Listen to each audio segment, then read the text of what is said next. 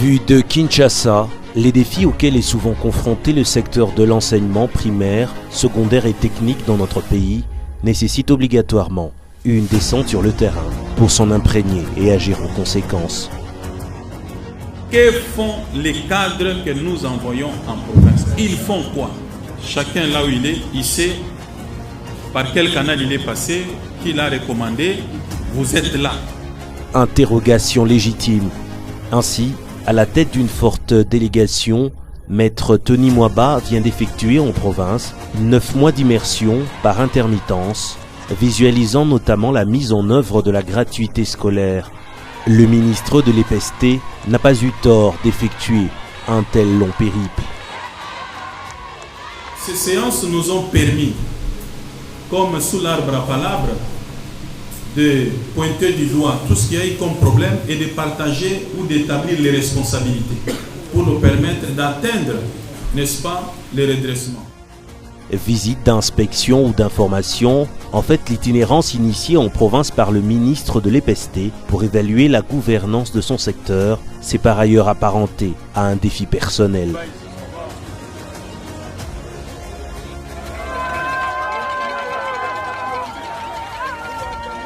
À Kabeya Kamwanga, lançant la campagne « Pas une école sans banc en RDC », Maître Tony Mwaba est revenu sur son credo dès le premier jour de sa nomination à la tête du ministère de l'EPST.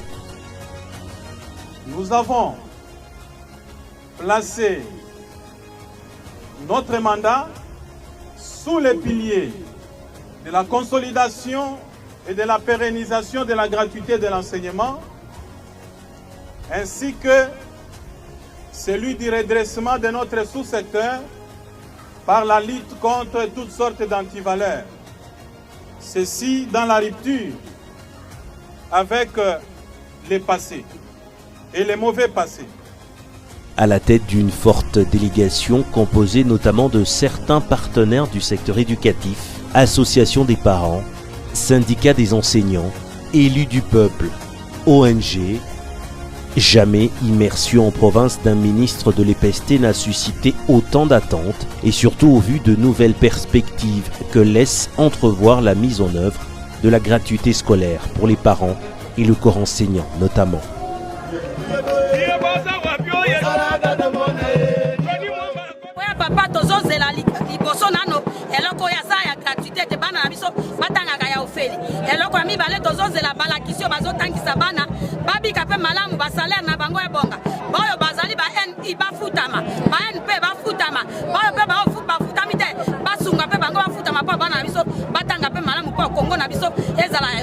Nous, en tant qu'enseignants, nous savons que c'est derrière la gratuité que l'enseignant commence à se retrouver. Avant la gratuité, c'était difficile. Nous avons vu le gouvernement octroyer la prime de brousse aux enseignants des territoires. Le gouvernement a octroyé aussi la prime de gratuité qui est effective. Nous disons que la gratuité à l'école primaire doit être vraiment respectée. Nous ne voulons pas attendre dans une école primaire qu'on demande un quelconque frais. À Kinshasa, la gratuité du côté primaire est effective et c'est ce que recommande la Constitution. Du côté secondaire, étant donné que ces écoles ne bénéficient pas des frais de fonctionnement, il n'y a pas de gratuité et nous avons simplement, conformément à la vision du chef de l'État, essayé de contrôler, de mettre des garde-fous pour que les écoles n'aillent pas au-delà, pour essayer de garantir aussi les intérêts des parents en évitant qu'il y ait débordement au niveau des frais scolaires. Nous allons chercher un diviseur qui va diviser à la fois 4 et 200.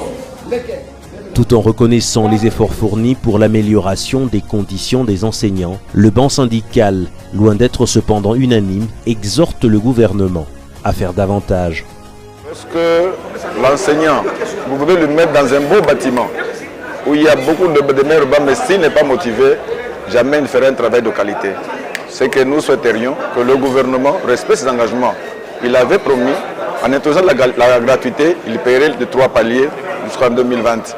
Mais jusqu'au nous vous parlons, nous sommes qu'au premier palier. Ce qui fait que nous demandons au gouvernement de faire un très grand effort pour motiver complètement l'enseignant afin que la gratuité, ça doit être pérennisé. Quoi qu'on dise sur la gratuité, son opportunité et ses effets induits, force est de reconnaître, d'après les estimations du ministère de l'EPST, que plus de 4 millions d'enfants, exclus pour des raisons socio-économiques, ont repris le chemin de l'école. Ainsi, contrairement à ses prédécesseurs, l'actuel chef de l'État, Félix-Antoine Tshisekedi, a donc eu raison d'enclencher l'article 43, alinéa 5 de la Constitution sur le caractère obligatoire et gratuit de l'enseignement primaire dans les établissements publics. Cela dit, pour le gouvernement, le défi désormais, c'est comment gérer les effets induits de la gratuité. La grande difficulté que nous avons trouvée, c'est la gestion des effectifs pléthoriques que nous avons dans les écoles et que la première solution a été déjà trouvée avec la fabrication ou la construction de classes préfabriquées dans nos écoles. Au grand mot, grand remède. Ainsi, face à l'urgence de solutions que nécessitent certains effets induits majeurs de la gratuité, le gouvernement a décidé de lancer, tout affaire cessante, le projet de construction de nouvelles infrastructures scolaires sur toute l'étendue de la République. Nous avons un projet de construction de 200 écoles. D'ici là, on connaîtra la liste des entreprises qui vont nous aider à construire ces écoles. Les architectes sont passés dans toutes les provinces éducationnelles pour identifier les sites où ces écoles seront implantées. Mis à part ce projet ambitieux, le ministère de l'EPST entend aussi en finir avec ces images des écoles sans bancs et des élèves assis à même le sol dans un pays pourtant doté d'immenses potentialités forestières. Cette bonne instruction passe par un environnement d'apprentissage conforme aux normes et standards requis. Le FPN est fier d'organiser sur fonds propres la présente campagne dénommée « Pas une école sans banc en République démocratique du Congo ». Nous avons disponibilisé 1000 bancs, mais nous lançons symboliquement les 100 bancs que nous allons remettre. Le reste, les autorités du ministère vont s'organiser pour distribuer dans les écoles où on en a besoin.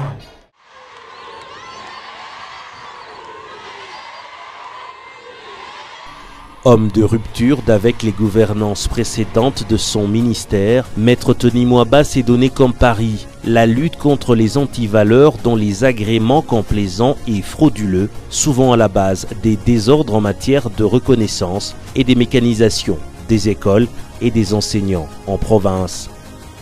Beaucoup d'écoles qui fonctionnent, qui sont opérationnelles, qui forment d'ailleurs et qui produisent des finalistes de qualité, n'ont pas été prises en charge dans le cadre de la mécanisation. Parce qu'on parle de sans arrêtés ou faux arrêtés. Mais beaucoup de nos écoles-là fonctionnent avec des arrêtés provinciaux. Aux yeux de la loi, c'est une école inexistante. Et aujourd'hui, on nous demande de dérégulariser. Vous voyez la conséquence. Vous avez voulu prendre les raccourcis. Le gouverneur vous a aidé. Et dans certaines provinces, je crois que ça s'est vendu à $700. $900.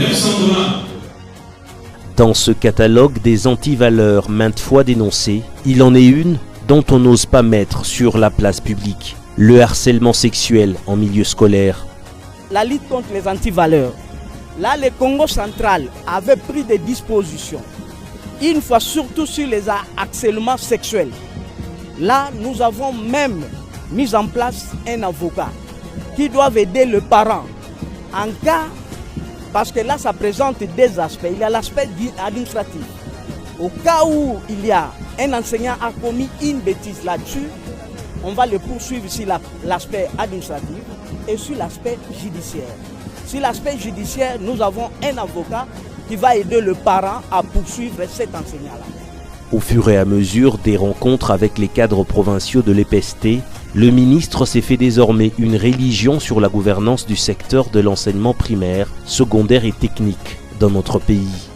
De ces beaux bureaux climatisés à Kinshasa, il n'aurait sans doute jamais récolté une telle moisson de renseignements sur le fonctionnement de son ministère en province. Il est descendu lui-même sur terrain pour une mission d'inspection, une mission d'évaluation pour comprendre les compétences respectives des uns et des autres pour apprécier la performance de ce qu'il s'est fixé comme objectif. Je suis sûr qu'il me connaît. Nous sommes moins de femmes. Hein? Et les échos, il doit en avoir. Je vais m'impliquer pour bien travailler à Bolobo et remonter la province de Bolobo. Je le dis là-bas, parmi les 10 meilleures provinces. C'est par mon travail. Ce qu'il vient de faire, nous les députés, moi personnellement, ça m'a beaucoup édifié. Vous avez vu les lacunes qu'il a constatées ici. Dans son bureau climatisé à Kinshasa, il n'aurait pas pu prendre la mesure de ce qu'étaient ses représentants en province. Ça vraiment, j'apprécie beaucoup. C'est une très très bonne approche.